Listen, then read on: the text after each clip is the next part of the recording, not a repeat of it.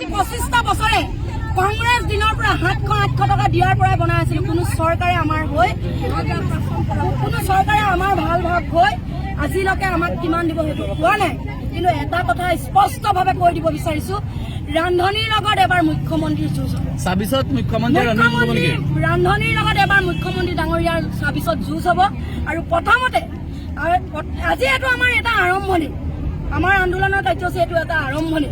অহা জুলাই 7 তাৰিখে ৰেল BTRৰ পৰা আপোনাৰ গুৱাহাটী অভিমুখে আহিব নোৱাৰিব। BTRত আমাৰ আছে 20,000 ৰন্ধন কৰ্মী। 20,000 ৰন্ধন কৰ্মী আমি ৰেলপথ বন্ধ কৰি দিম 7 জুলাই তাৰিখে। মুখ্যমন্ত্ৰী এইটো গম পাব। আৰু এতিয়াও সময় আছে মুখ্যমন্ত্ৰী ডাঙৰীয়া, আপুনি ফেচবুক লাইভত যেনেকে কৈছে নলবাৰীত গৈ আপুনি অক্ষপাত্ৰক ফিটা কাটি আহিছে, আপুনি অতি সোনকালে ফেচবুকতে আমাক কৈ দিয়ক NGOটো নাথাকে বুলি। আৰু এটা কথা কৈ দিয়ক যে ৰান্ধনীসকলৰ দৰমহাটো ইমান 9,000 পাম নে 8,000 পাম নে টকাই দিব, সেইটো কৈ দিয়ক।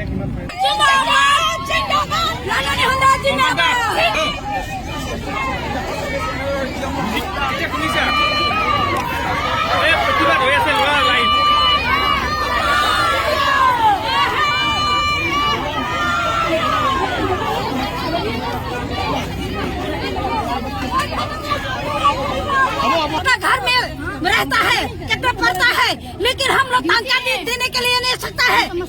मुख्यमंत्री होशियार, मुख्यमंत्री होशियार। पिटा दीजिए ना, हम लोग का 1 लाख तो दीजिए, हम लोग जाएगा मुख्यमंत्री का।